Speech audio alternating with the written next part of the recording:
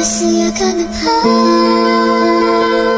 Dahil ako'y nahihirapan pa na matanggap na may mahal ka ng iba. Paano ako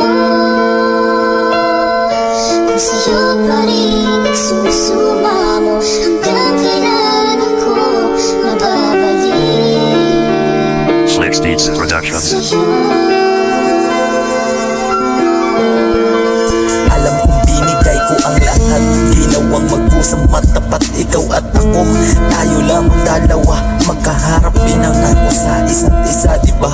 Tayo ay magkasama, sabay na bubuo ng pamilya. Ginawa ko ang lahat upang maramdaman, nagtrabaho kahit may ubot sipon pa yan. Upang tiwala mo sa akin di mapantayan, sinikap bumuo ng tahanan dahil alam ko pag-ibig mo ay sure na yan. Kaya nang umuwi aking nanay galing sa ibang bansa, pinakilala ka agad dahil ayaw kitang mawala. Kaya walang nagawa aking magulang nung nalaman nila dyan mo may laman. Sobrang tuwa pa nga nila, kaya sila yung nagpasya. At sinabi nga nila na ika'y panagutan, oo yung sagot na ika'y pakasalan.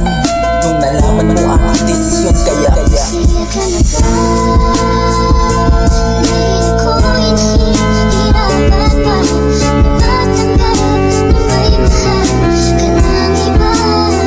Pero nasa baba,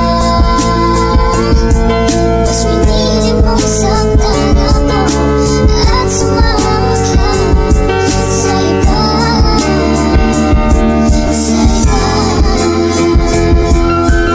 laging nasa trabaho upang ika'y matustusan. Ngunit tila bulag na di makita ang lahat na sa'yo ay ginawa. Trabaho sa umaga, umi-extra pa ng gabi. Ngunit para sa'yo'y may bigati, yung dating maganda at maamo na ngiti. Hindi ko na nakikita sa aking pag-uwi. Para sa akin ayos lang naman kahit palagi mong sinasaktan. Basta araw-araw kitang susuyuin, basta maayos lang to natin. Hindi ko nga alam ito baka dahil sa trabaho, kaya kaganyan dahil malayo po ako. Kung alam mo lang palagi kitang namimiss, kung uwian lang ako, pasalubong ko sa iyong kiss. Iwan ko ba kung bakit kagalit, wala naman akong mali. Pero bakit ang lupit, yung dating matamis na pagsasama bigla ang pumait. At sa akin pag-uwi galing sa trabaho, masakit para sa akin, dapat di ko binuksan yung pinto. Kung alam ko lang na may ibang tao na pala nakasakay sa iyong barko, yan ba yung sagot dahil sa malayo po ako? Ang ina nyo.